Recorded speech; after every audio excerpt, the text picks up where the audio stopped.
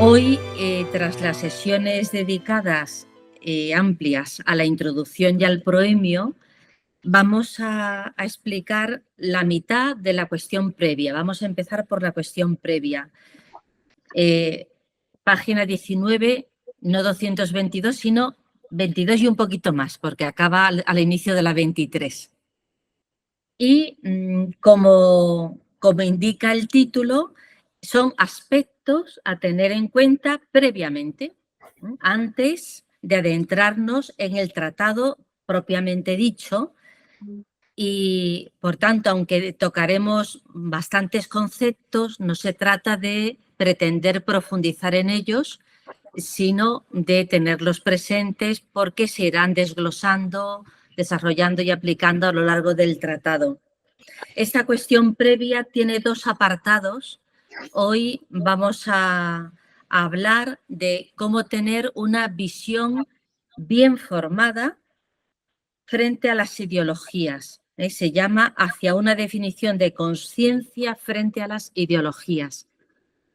Y la próxima sesión que tengamos del seminario se tratará la segunda parte de esta cuestión previa, que es conciencia y egotización. Leyendo estas páginas, yo las he estructurado un poco a mi estilo para poderlas entender. Entonces, aunque voy a tratar todo lo que en ellas está contenido, lo voy a hacer con otro orden. He partido, como se nos avisó con tiempo, entonces, aunque ya estamos en Pascua, yo empecé a estudiar esto en Cuaresma, entonces he partido con un texto que leí en Cuaresma, una pequeña reflexión preliminar. Después de esta reflexión preliminar, quisiera abordar lo que he llamado cuestiones, 3 tipos de cuestiones previas a tener en cuenta en este tratado. Me parece que unas son de carácter metafísico, otras de carácter antropológico y otras ya propiamente de carácter metodológico o metódico.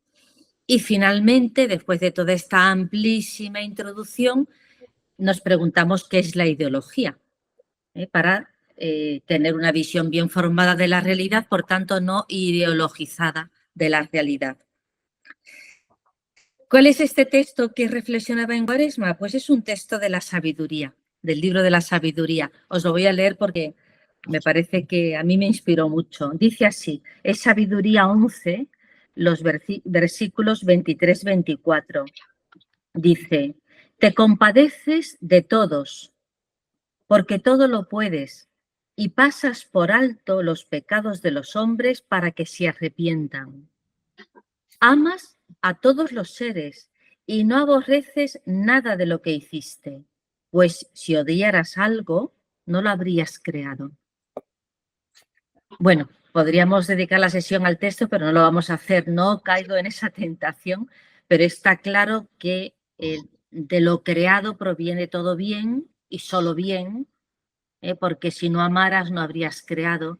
Y cuando el mal, cuando la degradación, cuando la egotización se introduce en nuestra historia, pues el interés del modelo absoluto, del sujeto absoluto, de Dios, de la sabiduría, es la restauración, ¿no? Recuperarnos.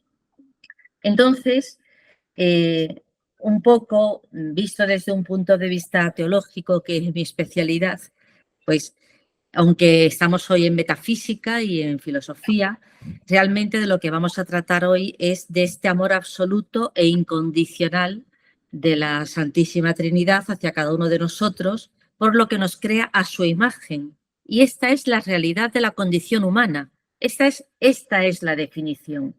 Creados a imagen de Dios para que en el desarrollo de nuestra existencia seamos cada vez más semejantes a Él.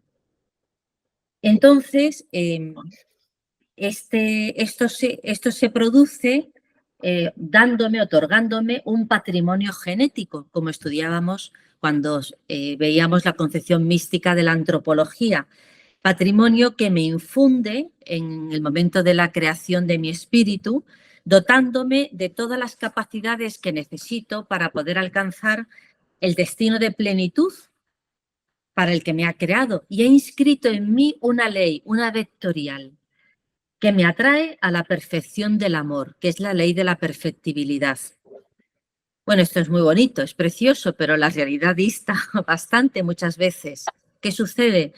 Que a causa de el pecado original, una herida original, que nosotros por el libro sagrado sabemos que en ella cayeron nuestros primeros padres por no confiar en este amor incondicional que dice el libro de la sabiduría, pues esta energía que se nos ha concedido, que se nos ha dado, la podemos utilizar desviadamente.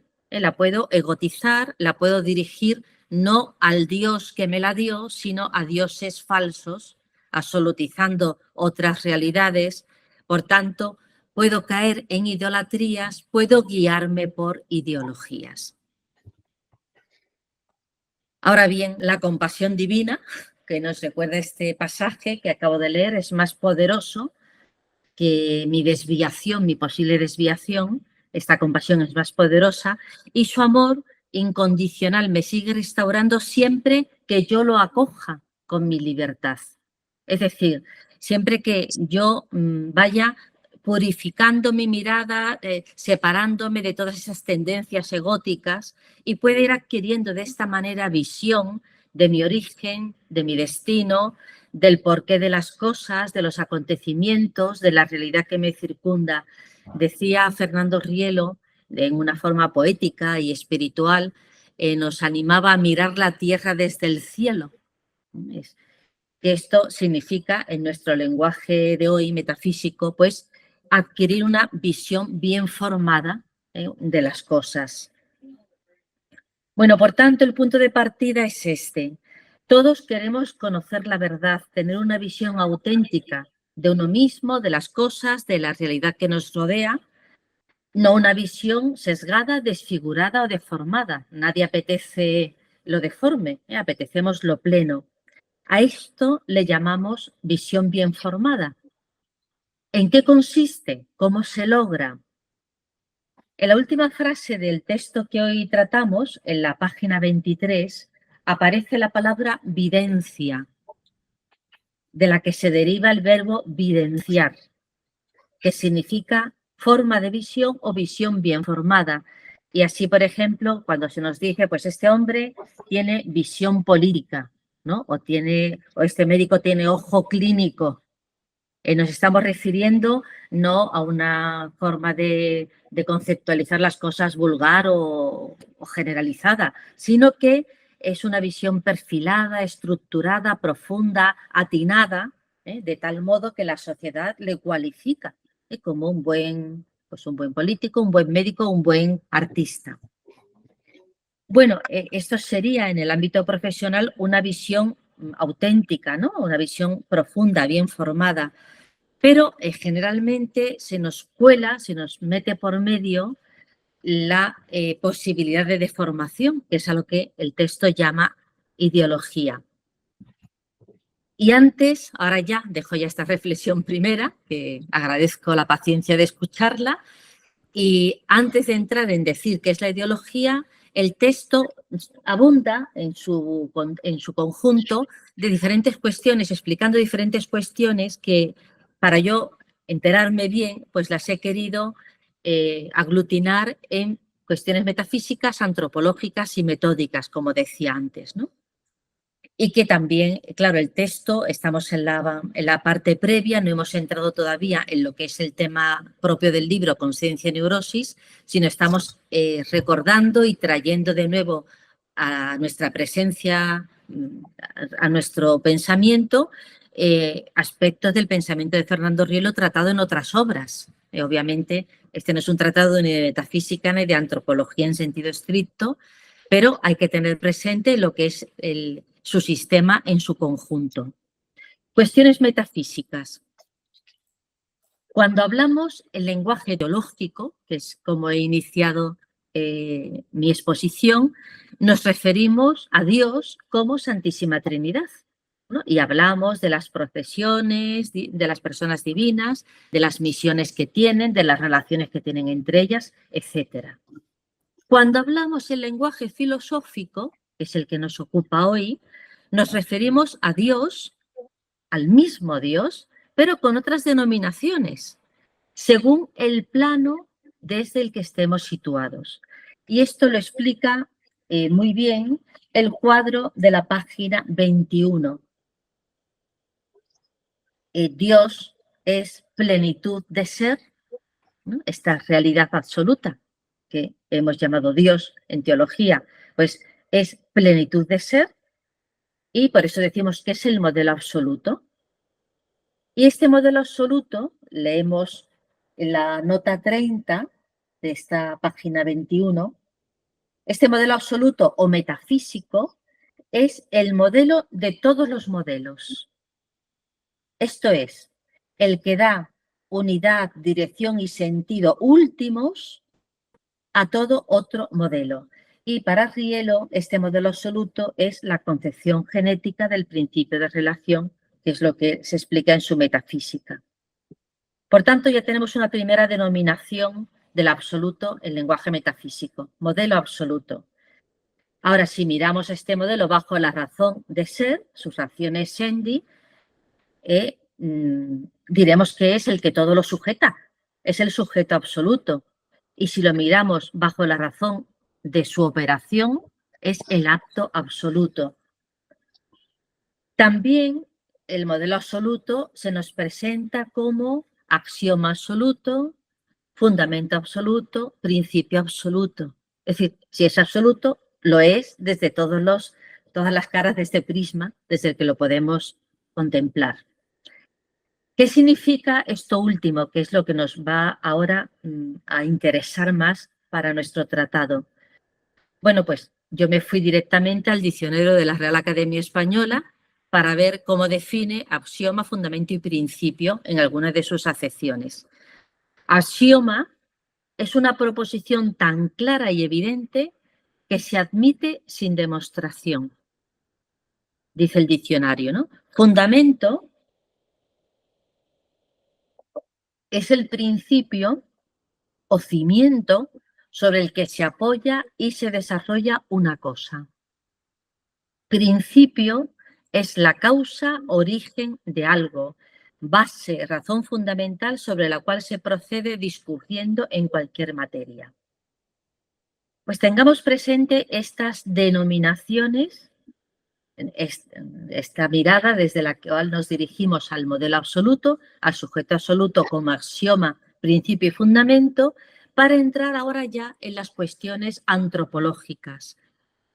Cuando hablamos de la relación del sujeto absoluto con la persona humana, de las personas divinas, diremos siempre persona humana, mucha gente dice a veces, bueno, ¿y por qué dices humana? Porque claro, tenemos detrás que hay personas divinas, ¿no? Que de ahí nos viene la denominación. Bueno, cuando hablamos de la relación del sujeto absoluto con la persona humana, decimos que el modelo absoluto se proyecta en las facultades humanas. Yendo un paso atrás en la antropología, que todos tenemos presente, sabemos que Rielo habla del espíritu, de un espíritu psicosomatizado y genetizado por la divina presencia constitutiva del modelo absoluto. Entonces, este espíritu psicosomatizado, nuestra psique, pues tiene tres facultades. Añade a las clásicas de razón y voluntad, facultad intelectiva, facultad volitiva, añade la tercera facultad que hace síntesis entre las dos, facultad unitiva, y también pues la denomina a veces libertad, ¿no? Porque en realidad es el uso que nosotros hacemos de nuestro pensamiento y de nuestro deseo. Bueno, pues estas tres facultades que conforman nuestra psique, en las facultades intelectiva, volitiva y unitiva se proyecta el sujeto absoluto. En la facultad intelectiva se proyecta como axioma absoluto, es decir, es el que da dirección a todos nuestros razonamientos o argumentaciones.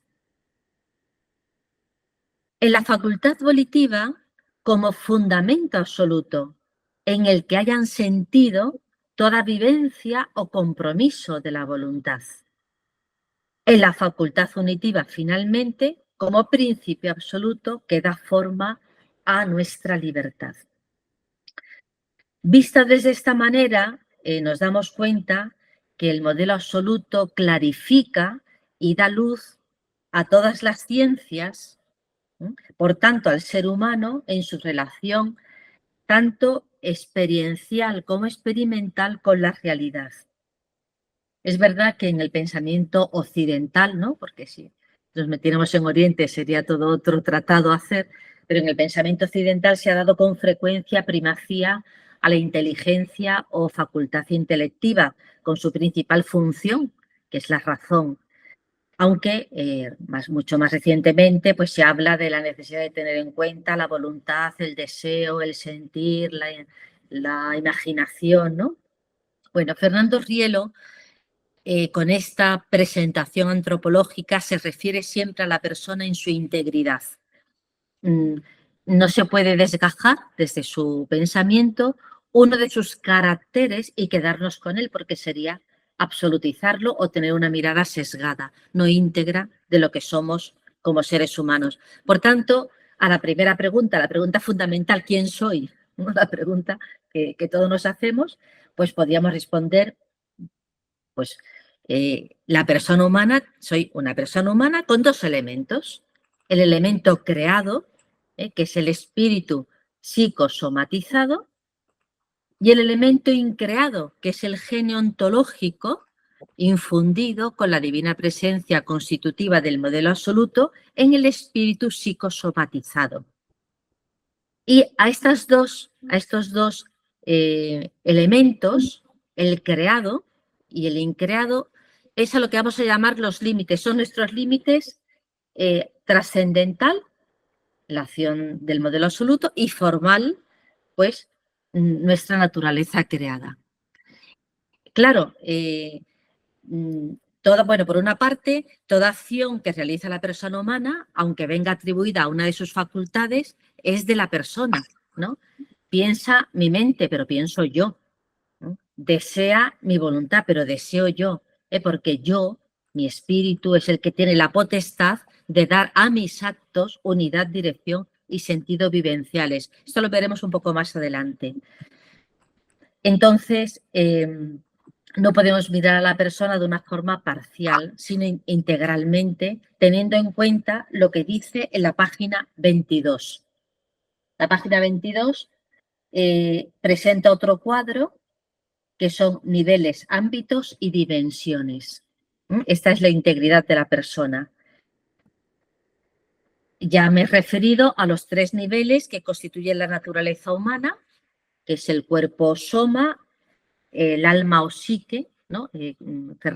Fernando Rielo en su sistema de pensamiento distingue alma y espíritu en la línea también de la teología paulina, no como otras filosofías que hablan de alma psicológica y alma espiritual, ¿no? Pero para más facilidad, pues alma o psique y espíritu o neuma, genetizado por la divina presencia constitutiva, hecho imagen donde se persona, donde está el acto, la huella del modelo absoluto para dejarnos su patrimonio. Pero la persona humana no es solamente, no está ensimismada, está en relación.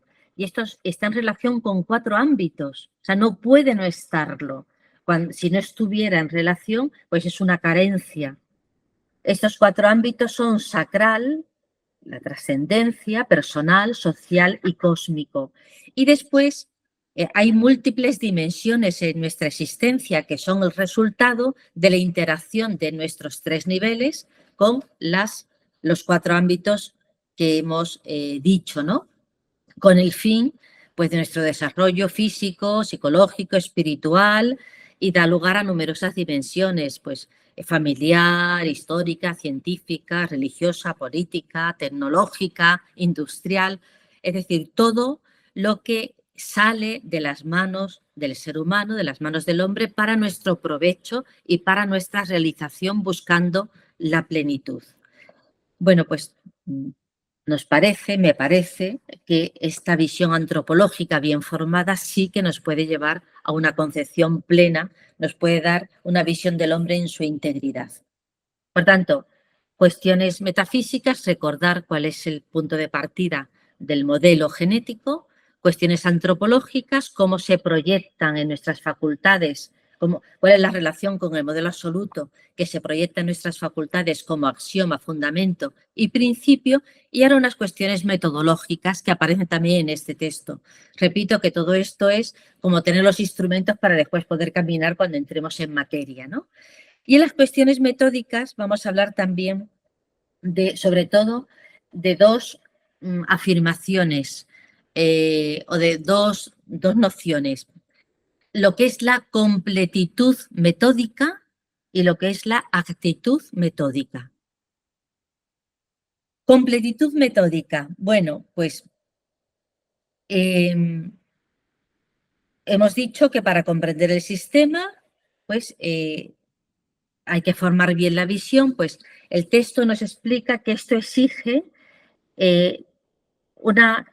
para esto se requiere estas exigencias metodológicas: unidad, dirección y sentido. Es decir, si quiero tener una visión bien formada, no puedo dirigirme a la realidad de cualquier manera o de una forma sesgada, como decía antes, sino buscando la unidad, la dirección y el sentido para tener esta completitud en mi método. Y esto lo recoge en otro cuadro que está en la página 20, de completitud metódica. ¿Qué significa formar bien? Teniendo en cuenta esta completitud, pues dar la forma adecuada, ¿no? Formar bien algo es dar la forma adecuada al objeto de conciencia desde un pensar, querer y actuar que nos proporcionen la dirección. Hemos visto que la dirección que se refiere a la facultad intelectiva, vemos en el cuadro, nos proporcione la dirección frente a la deriva para que la inteligencia pueda discernir la mejor argumentación. Después veremos que hay una actitud necesaria para poner en ejercicio este método. No se puede, para buscar la mejor argumentación, no puedo tener una actitud cualquiera, sino una actitud concreta, que lo diré después. Me tiene que proporcionar esta forma de acercarme al objeto de conciencia, me tiene que proporcionar el sentido frente al sinsentido para que la voluntad pueda apreciar la mejor decisión, la mejor argumentación, la mejor decisión y finalmente la unidad frente al caos para que la libertad pueda elegir, que es junto con la inteligencia y la voluntad, la libertad es el gran don, la gran riqueza que tenemos los seres humanos, ¿no? Pues la libertad puede elegir con el discernimiento de la inteligencia y el consentimiento de la voluntad la mejor actuación.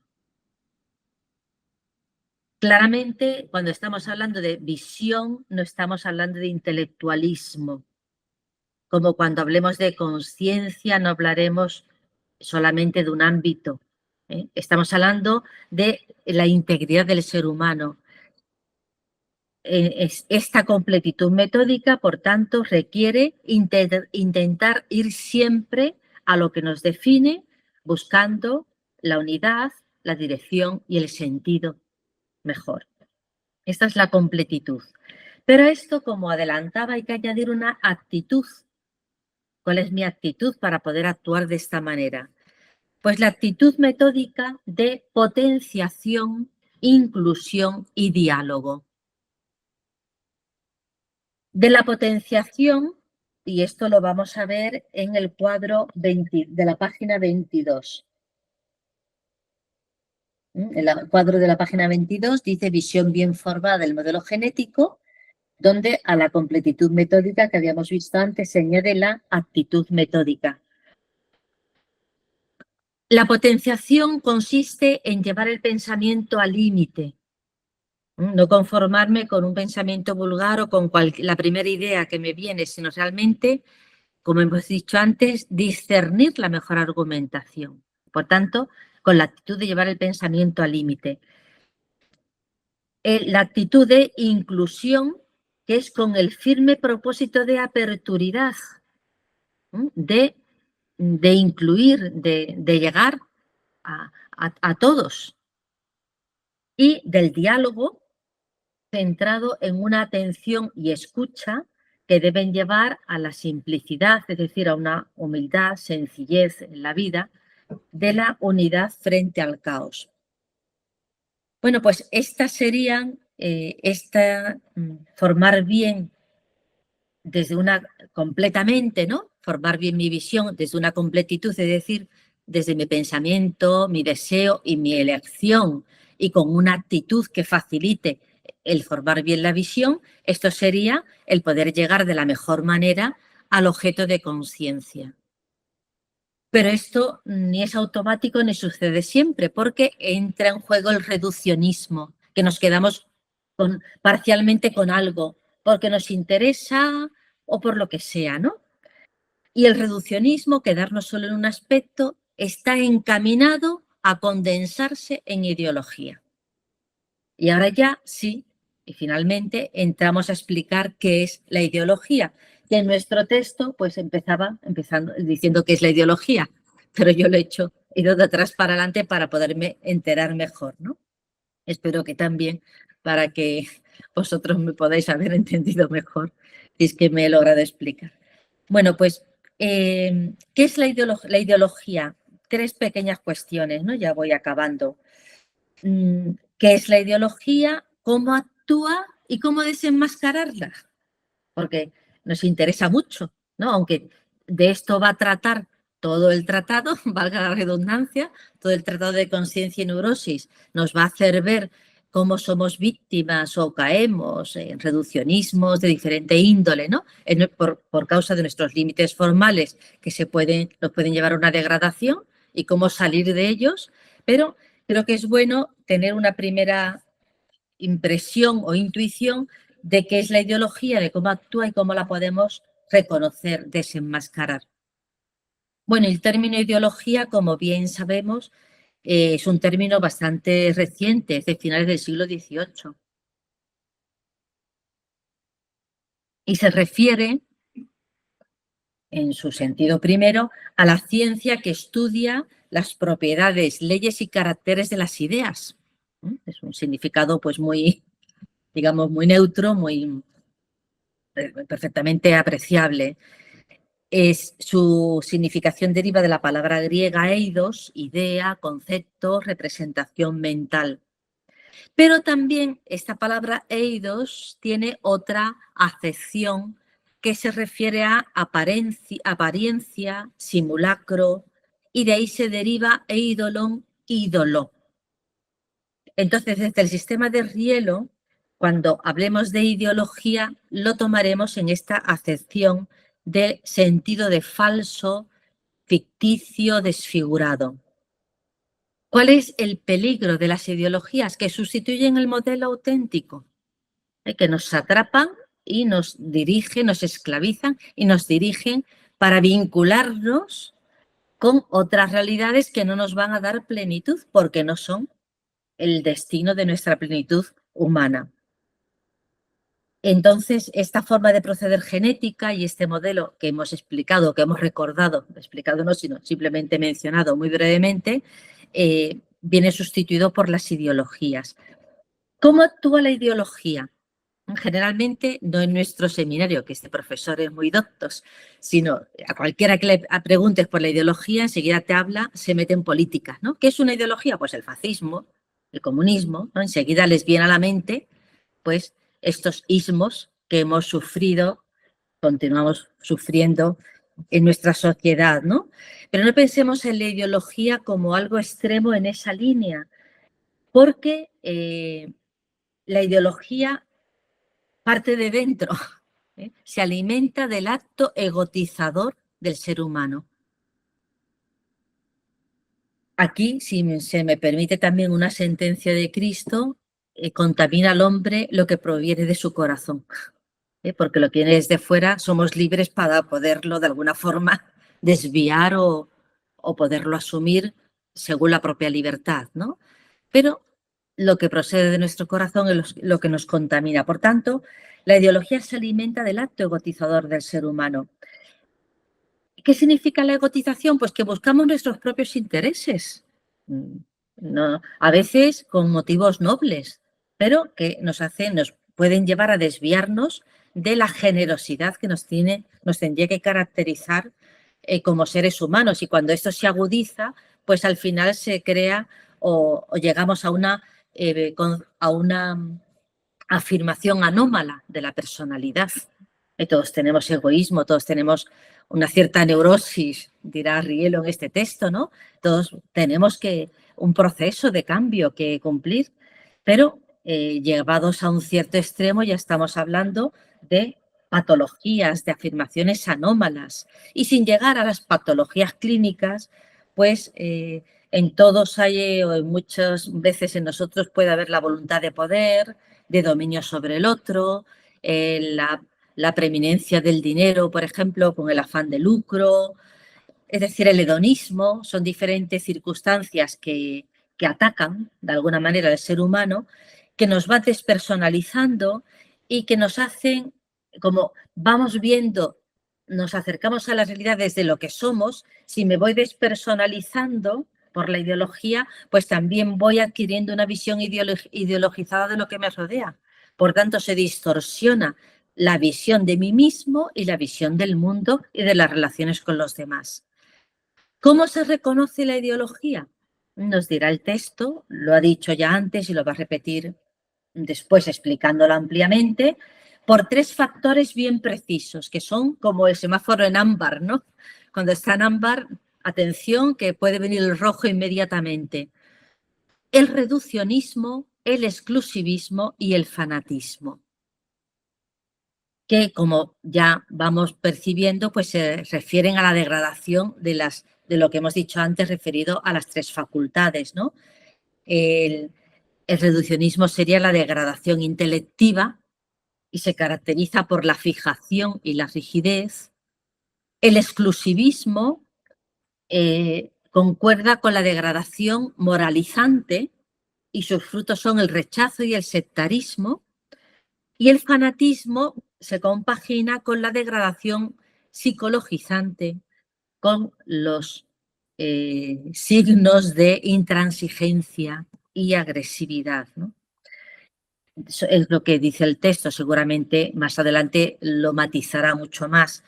Pero está claro que la ideología, que esta forma de proceder reductiva, exclusivista y fanática, que en mayor o menor grado todos podemos caer en ella en algún momento, afecta a nosotros mismos, al pensamiento, a la cultura, a la política, a la familia, a todos los ámbitos y dimensiones del ser humano. ¿Cómo desenmascararla? Bueno, pues con la actitud metódica que hemos dicho antes. Retomamos ahora la actitud metódica.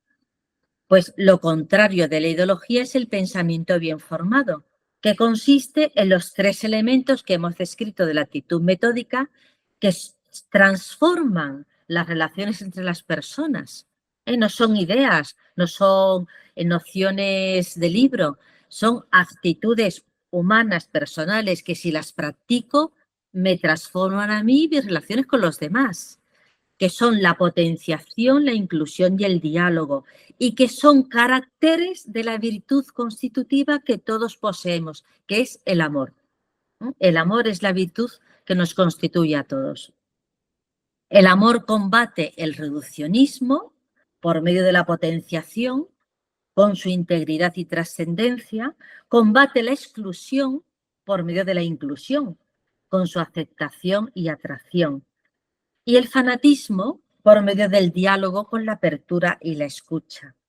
Por tanto, el amor como síntesis de la virtud y del valor diluye lo que habíamos dicho antes como signo de las ideologías, la fijación, la rigidez, el rechazo, el sectarismo, la intransigencia, la agresividad, etc.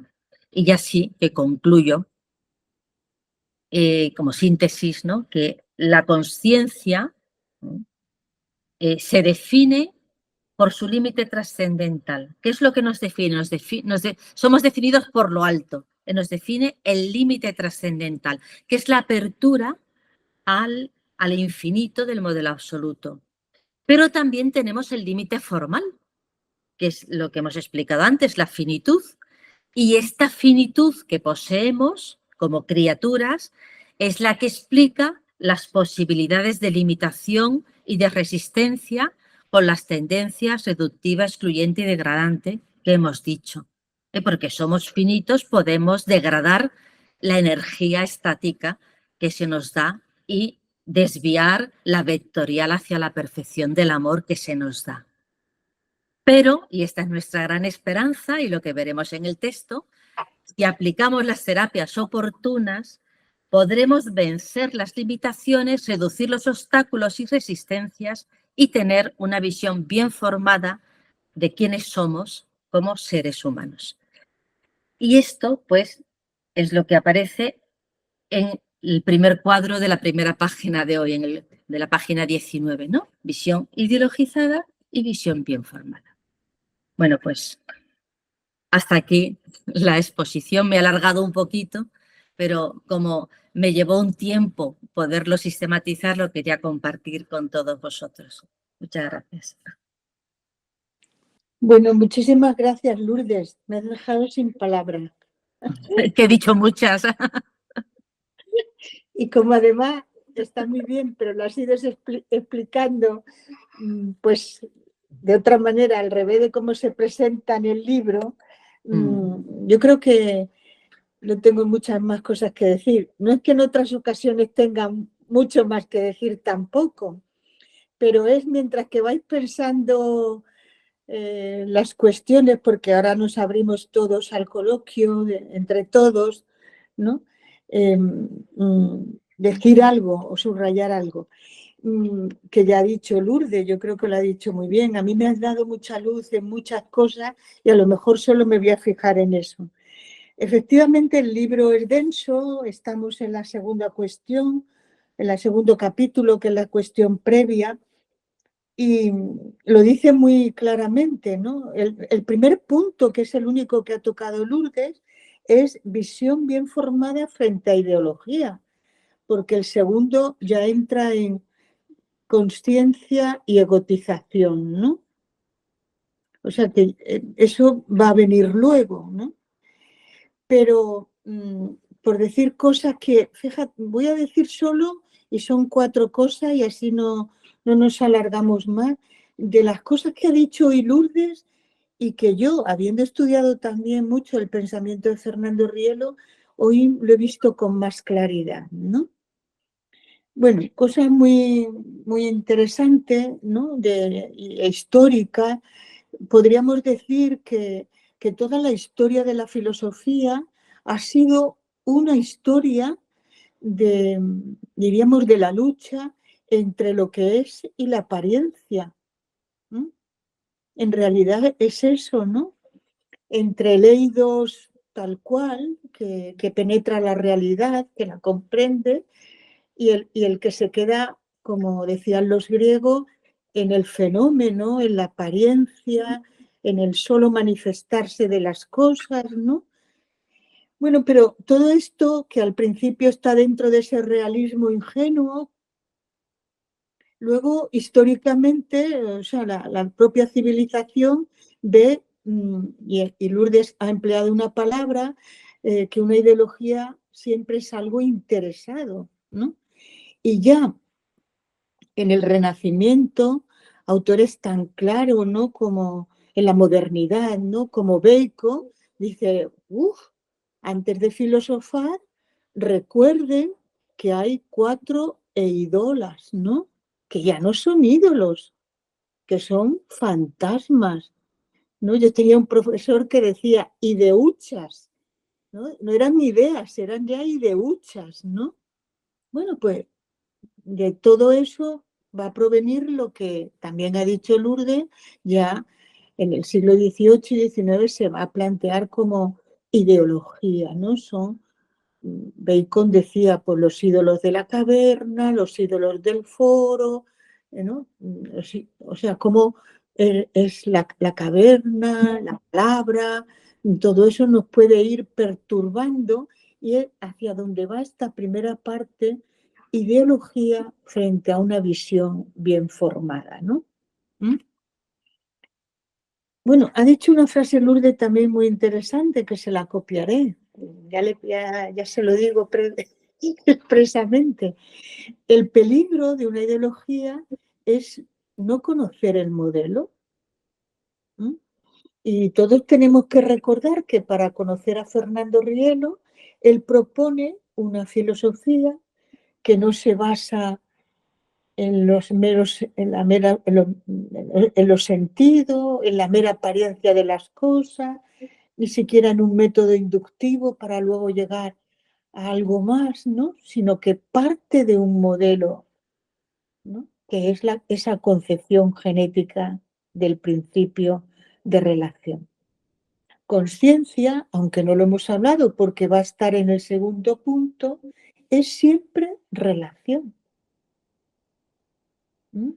Nosotros este año aquí en Madrid hemos tenido un ciclo que es conciencia en pensadores españoles contemporáneos y se ha hablado de Julián María, se ha hablado de García Morente y se ha hablado de Fernando Rielo y a mí también me ha dado mucha luz porque lo que han venido a decir los que han hablado de Julián Marías y de García Morente es que el pensamiento español, frente a una conciencia cerrada sobre sí misma, siempre buscó algo relacional. No emplearon esta palabra, que sí la emplea Fernando Rielo, pero nunca estuvieron en una conciencia logicista, ya sea psicológica, ya sea lógica.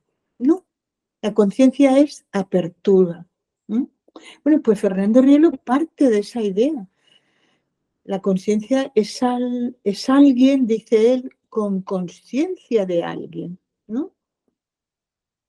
Persona es alguien con conciencia de alguien, porque claro, hablar de la conciencia pasamos a hablar de la persona, ¿no? Por eso yo creo, y yo creo que Lourdes lo ha explicado muy bien, ella la ideología lo ha explicado al final, aquí se empieza hablando de la ideología, se ha dicho, yo no me voy a repetir, pero los caracteres, diríamos, cómo ver una ideología, porque dice reductiva, excluyente, fanática, frente a una visión bien formada que es potenciante, incluyente, dialogante. Pero para hablar de eso, ¿no? Hay que hablar de la persona en toda su integridad.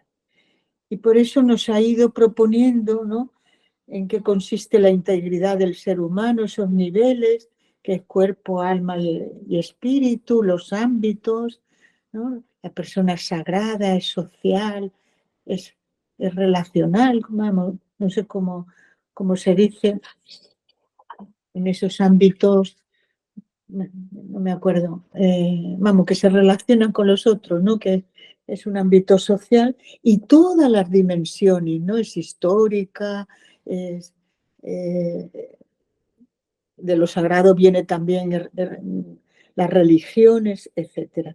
Pero bueno, con esto quiero decir que se va a hablar, como ella ha dicho, antropológicamente, de en qué consiste el ser humano. Ha hablado del modelo absoluto, claro, como según esa constitución de la persona, pues es, eh, es potencia, no es esta la palabra mejor, pero el modelo absoluto se presenta desde la inteligencia, desde la voluntad, desde la facultad unitiva como fundamento, axioma, principio absoluto. Bueno, solamente me refiero ahora a dos cosas más que ha dicho Lourdes y que a mí me ha dado mucha luz también, ¿no? En este texto se habla esa completitud metódica, pues tiene que llevar a la plenitud cada una de las facultades humanas, ¿no? Y por eso dar unidad, dirección y sentido. Pero la actitud tiene también que ver con esa, que además de que nuestras facultades se dirijan con esa unidad, dirección y sentido, es que el pensamiento lo llevemos al límite, sea incluyente, ¿no? Y nuestra facultad unitiva pues se abra al diálogo. Pero dos frases suyas, ¿no?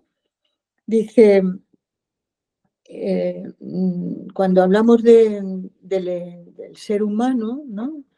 En el ser humano, la naturaleza humana es que somos esos tres niveles, somos psicosomático, ¿no? Cuerpo, alma y espíritu. Pero además, ese espíritu es creado, ¿no? Y es también infundido, tiene un elemento creado y un elemento increado, ¿no? Y dice ella, es lo que llamaremos los límites. Nunca lo había yo expresado así, ni lo había visto así.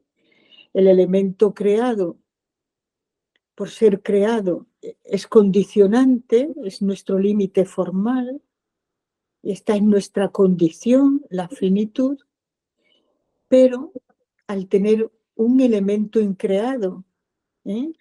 que es la presencia, esa divina presencia constitutiva en nuestro espíritu, el límite es trascendental, es decir, es esa apertura al absoluto, ¿no? Bueno, pues diríamos algo que nos condiciona, y por eso se ha hablado de toda la ideología y todo esto.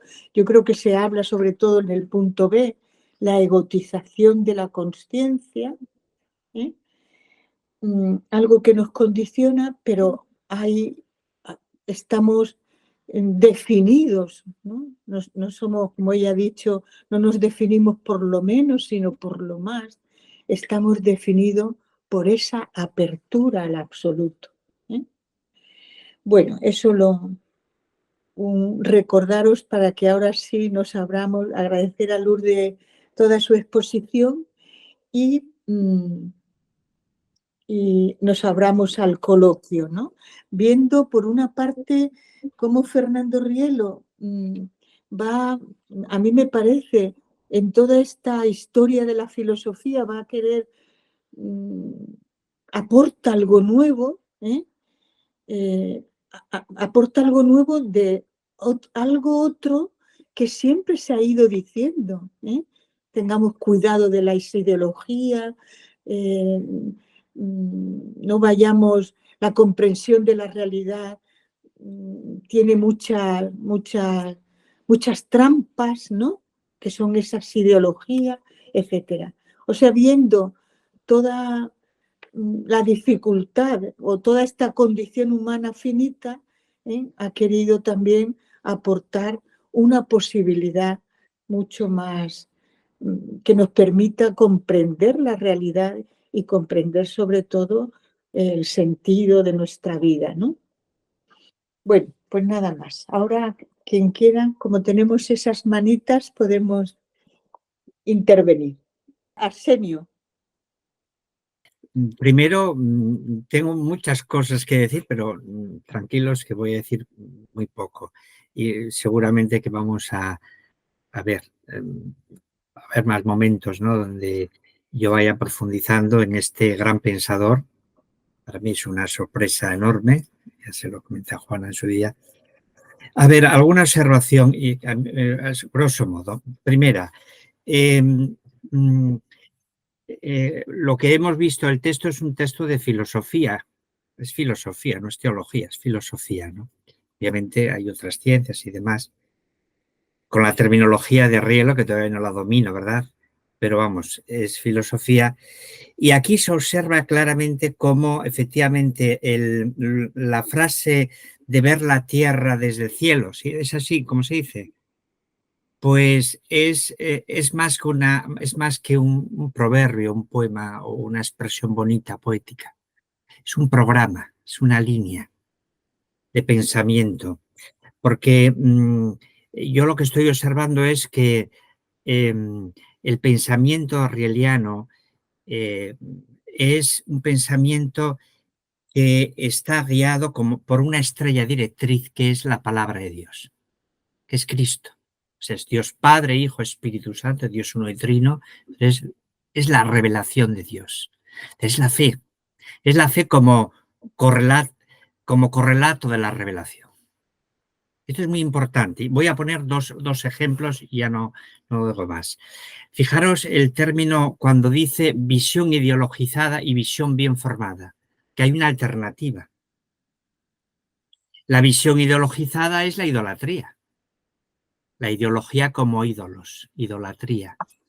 Fijaros, el ídolo es muy activo, porque está generado por la egotización, es egoísta, egocéntrica, golátrica, es decir, y trae consigo muerte, destrucción. Es decir, no es neutral. Y luego está la otra, la visión bien formada, y ahí sería ya el equilibrio, y ahí detrás está la antropología, la cosmovisión cristiana. Aquí no lo dice, pero la arquitectura, digamos, es cristiana. Y otro punto donde yo observo esto es, por ejemplo, bueno, otro punto. Fijaros cómo introduce la categoría amor. Llama la atención. Dice, el amor entendido como síntesis de la virtud y del valor diluye, destruye, acaba con el ídolo, con la idolatría, con la ideología como idolatría, ¿no? Bueno, bien, esos son síntomas de que detrás está la iluminación, digamos, de la revelación bíblica. Y la concepción antropológica del hombre también es muy interesante, ya también la citaba Lourdes. Yo también di teología, yo me licencié en teología, bueno, algo un poco sé, también di de antropología teológica.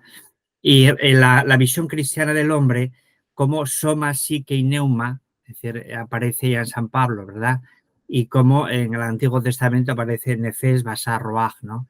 Esa dimensión también la reproduce y la recoge aquí, que es una cosmovisión bíblica del hombre muy interesante y que también la utiliza Frankel también en este punto. Y bueno, yo creo que aquí hay ya concluyo, aquí hay claro, hay muchas cosas que decir. Por ejemplo, los ámbitos. Si nos fijamos en España, en la enseñanza, por ejemplo, si os fijáis cómo falta el ámbito sacral. El ámbito sacral está mutilado, incluso en la Universidad Católica. Está reducido a los actos de culto. Bueno, estoy exagerando, pero entiéndaseme lo que quiero decir. Esa relación a la trascendencia y es una relación para Rielo, es una relación para Rielo y para la teología cristiana, es constitutiva. Y luego, fijaros también cuando hablemos se hable de las terapias, cuando hablamos de los problemas de tipo psicológico, los suicidios, un montón de problemas de tal y cual, es decir, cómo no hay una cura, una terapia de tipo espiritual. Porque a veces puede haber hay patologías o represiones religiosas, ya lo decía Viktor Frankl en su día, ¿no? La represión religiosa, la logoterapia. Bueno, pues aquí, aunque luego ya Rielo utiliza otra categoría, pues muy interesante. Nada más, gracias. Muchas gracias, Arsenio. Bueno, yo quería dar las gracias a Arsenio porque desde luego has completado magníficamente lo que yo quería expresar con esta expresión que efectivamente, como dices, mirar la tierra desde el cielo es un programa, ¿no? Es un programa. Y lo interesante es que cuando recordamos la concepción mística de la antropología de Rielo, es que esto es universal. Es decir, ciertamente es pensamiento cristiano, pero para el cual no se requiere, es un don, pero no se requiere el don de la fe, porque si no fuera universal, si no hubiera una realidad constitutiva, que tú también lo has nombrado, ¿no? Que Rielo llama filiación constitutiva, pues entonces nos estamos cargando una buena parte de la humanidad. Entonces, la apertura, la universalidad de lo cristiano y de lo católico, precisamente en este pensamiento se contempla claramente, porque después ya habrá un ámbito que es sagrado, ¿no? Que es el ámbito que es el ámbito santificante, que dice Rielo, para los bautizados. Pero aquí estamos hablando a nivel metafísico, a nivel antropológico, ¿no? Pero sin duda partiendo de un modelo, que es porque cada filosofía cada pensamiento de cada autor parte de un modelo y detrás tiene algo. Desde la diosa de Parménides, pues quedaba clara esta divinidad que tiene que iluminar, ¿no? Entonces yo quería agradecerte este apunte porque me ha parecido muy, muy interesante. Muchas gracias.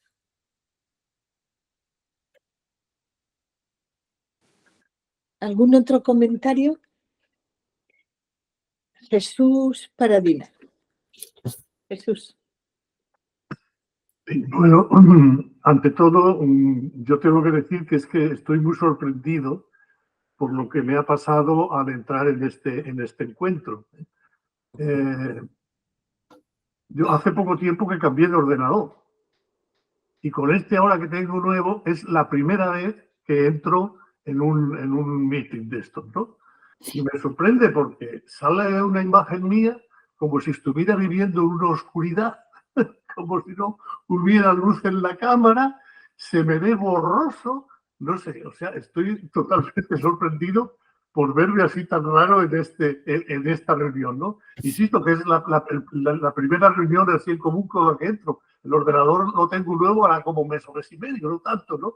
Pero tengo que ir al que me ha vendido el ordenador para decirle que qué me ha vendido. Es que resulta que tengo una cara y un aspecto que parece que soy un espíritu, no sé, vamos, yo les veo a todos tan bien, tan estupendamente bien, con tanto color, ¿no? Supongo que a mí me están viendo todos como si estuviera entre nubes, ¿no? Es una cosa muy rara. Bueno, quería comunicarle un poco eso porque es que estoy tan sorprendido y luego, pues, hablar un poquito sobre lo que es la ideología, ¿no? La ideología verdaderamente, me parece que lo ha dicho Lourdes suficientemente bien, es un pensamiento sobre la realidad, pero un pensamiento interesado, ¿no?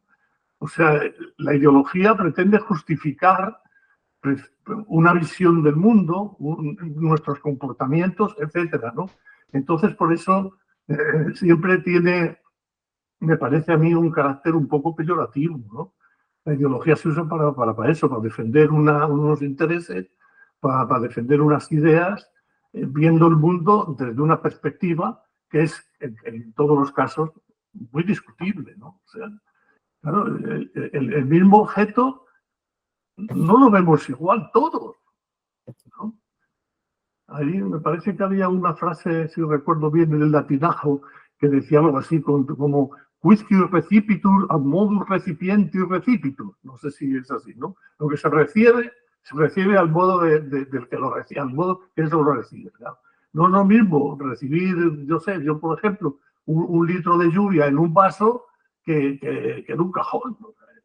Entonces eso indica que todos nuestros conocimientos están siempre, de alguna manera, son siempre un poco subjetivos, ¿no?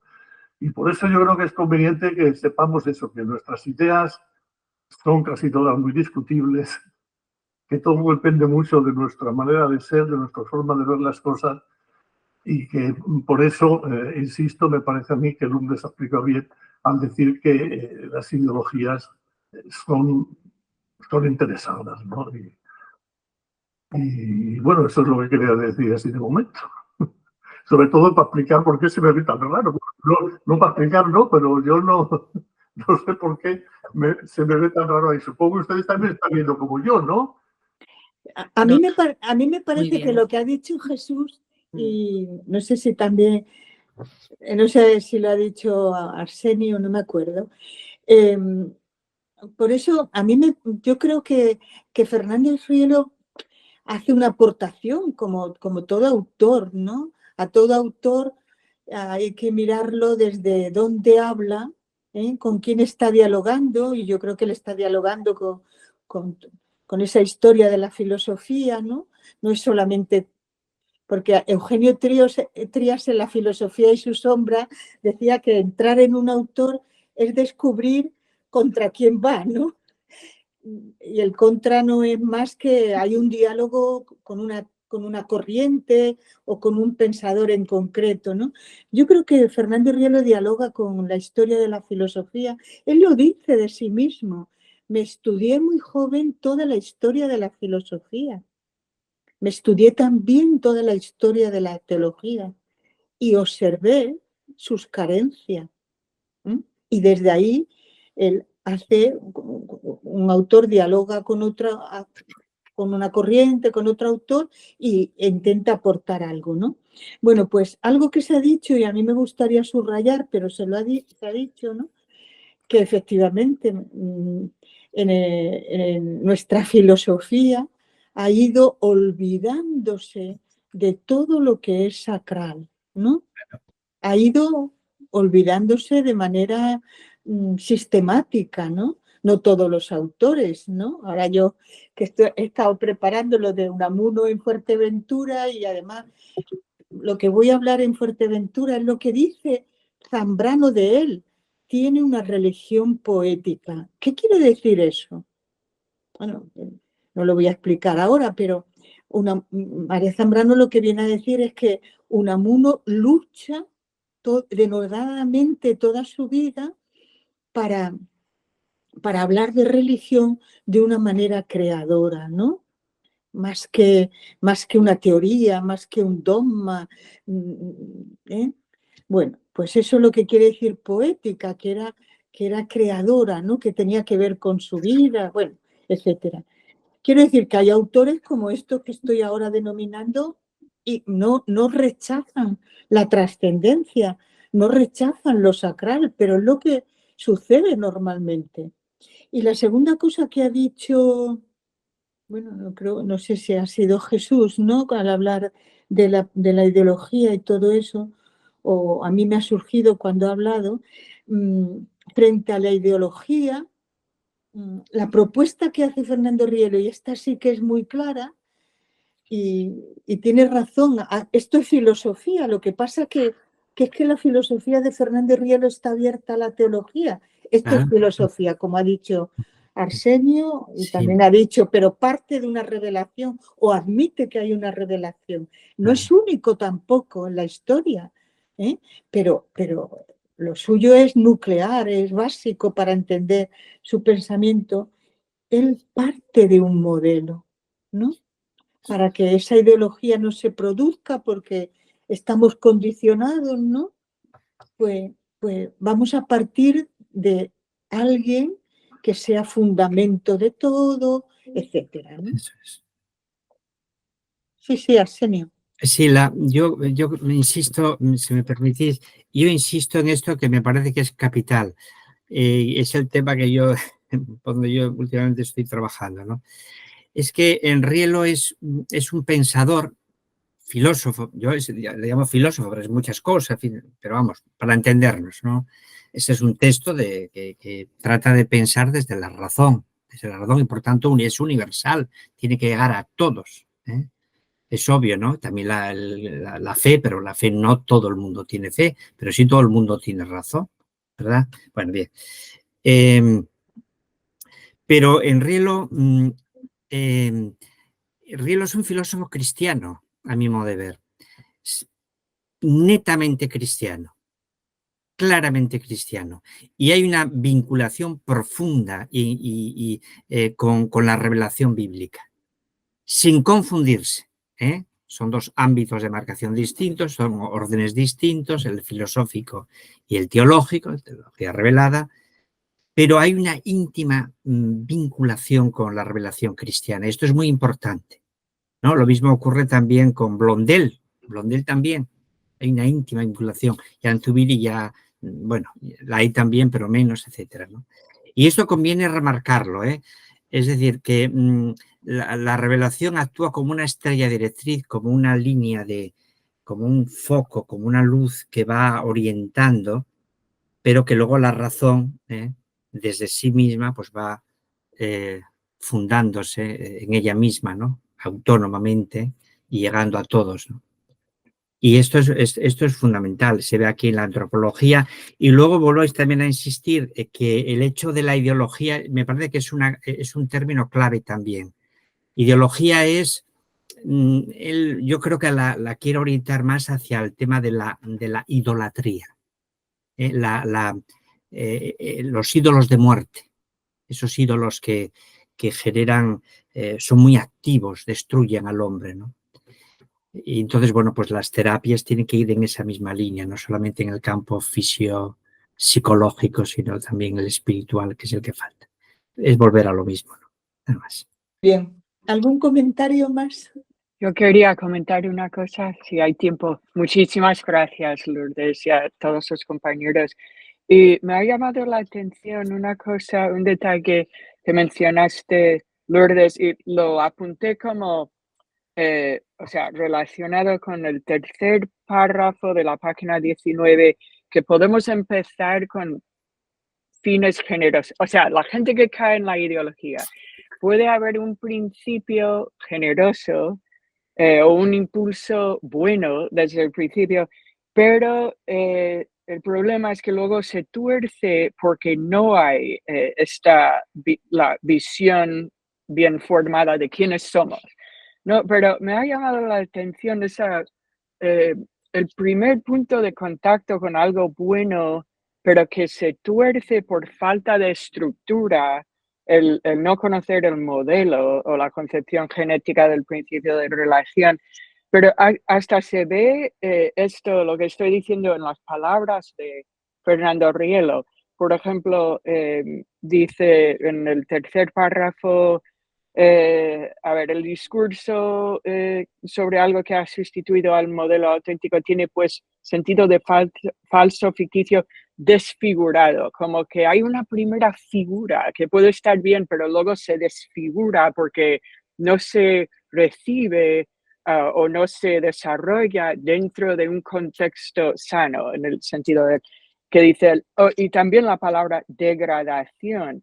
Y bueno, y casi más deformación se ve mejor ahí, porque hay como una primera forma, pero que luego se deforma, y eso yo creo que es genial cómo articula todo esto Fernando Rielo en la página siguiente, 20.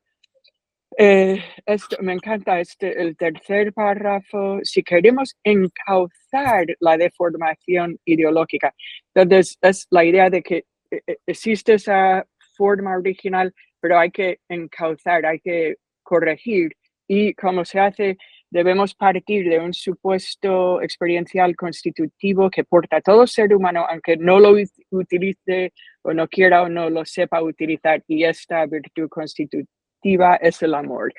Entonces, bueno, nada más, que solo quería comentar eso que me vino escuchando a Lourdes, que como que hay esperanza, hay como una nota de esperanza de un posible arreglo o solución o cura para el problema ideológico, pero que la clave está en el amor que nos lleva a como apreciar ese modelo, ¿no? Que no se aprecia en los casos ideológicos. Y ya, nada más, pero muchísimas gracias a todos.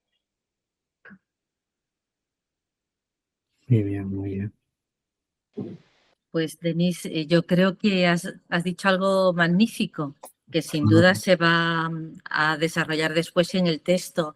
Me encanta cómo te has fijado en ello. Yo no lo había hecho con tanta fuerza como tú lo has descubierto, ¿no? Pero mientras que te oí hablar, me venían a la mente unos ejemplos de unas historias que ahora no vienen a cuento, pero de personas que cometen atrocidades y después cuando caen en la cuenta de lo que ha pasado dicen, me engañaron, me lavaron el cerebro, ¿no?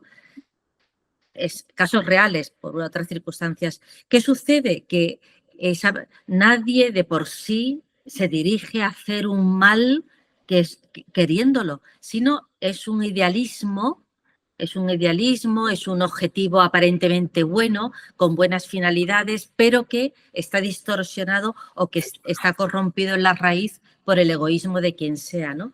De ahí la necesidad de una visión bien formada de cada persona y de la necesidad de la educación, que se hablaba antes de que del ámbito cultural pues ha desaparecido la dimensión trascendente o sacral.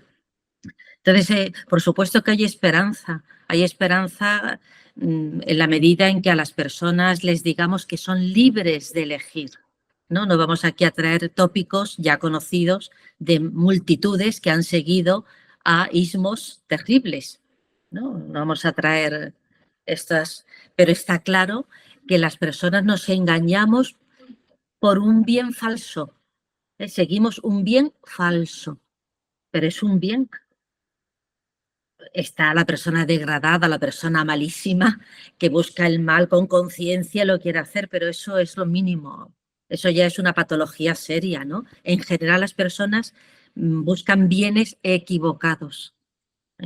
Pero eso ya será otro tema que supongo que penetraremos bastante, ¿no? Y después quería decir también una palabra a Jesús, que acabó diciendo que siempre hay subjetivismo, claro. Claro, de hecho, Rielo habla de que no hay ni lo subjetivo ni lo objetivo, porque ya estaríamos absolutizando un término, ¿no? Sino que hay una objetividad subjetiva y una subjetividad objetiva, porque siempre es el sujeto humano el que ve y percibe la realidad. Por eso la necesidad de que nuestra visión esté bien formada para que esta subjetividad que todos tenemos, si no nos desintegraríamos, no caiga en el ismo que estamos ahora diciendo, en un ismo pernicioso que nos lleve a tomar por bueno lo que es malo, ¿no? O sea, que pongamos nuestra propia visión de las cosas interesadas, que es como tú empezaste tu discurso, interesadas como referencia, pero una subjetividad es necesaria. O sea, siempre Juana nos recordaba a Unamuno, pues siempre yo creo que todo lo que vivimos todo lo que pensamos está marcado por algo biográfico, ¿no? La intrahistoria de Unamuno. O sea, nuestra historia nos marca, nos señala, nos da los parámetros de la realidad. Por eso la aptitud de las tres actitudes, todas son importantes, obviamente, ¿no?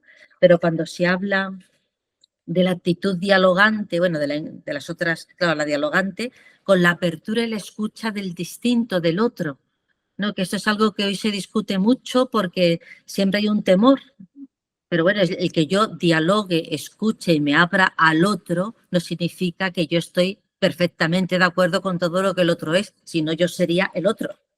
Pero lo que no puedo es excluir al diverso porque no es como yo, ¿no?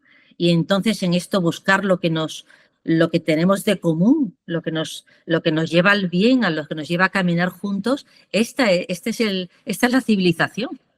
Lo demás pues son siempre sectarismos de algún título, de algún nombre, ¿no? Mayor o menor, con mayor o menor descaro, pero son sectarismos.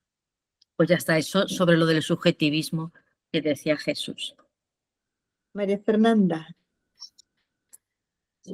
Bueno, de una manera muy quizás simplificada o simplista, más que simplificada, aparte de agradecer que ha sido unas exposiciones y unas intervenciones muy luminosas, a mí todo el tiempo me está resonando solo dos palabras. Una asociada con la ideología, que es la palabra cierre sobre sí mismo, y otra asociada a la visión bien formada, que sería la apertura.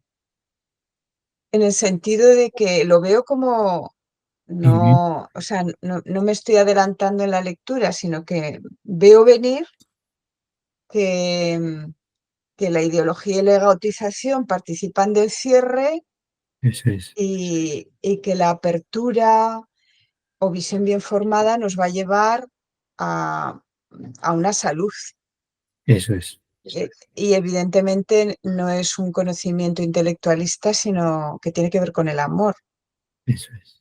O sea, el amor conoce, ¿no? El amor es luz, el amor te lleva no a aferrarte sobre ti mismo, sobre tu idea, proyectarla, sino, bueno, entonces era el eco de cierre, apertura, que tiene que ver con relación o irrelación, claro. Entonces, bueno, pues era solo eso. Muchas gracias. Bueno, pues si os parece, lo dejamos aquí. Muchas gracias a todos. Nos vemos en mayo. Y muchas gracias y hasta pronto. A todos vosotros. Muy bien. Muchas gracias. Hasta luego. Adiós. Buenas noches.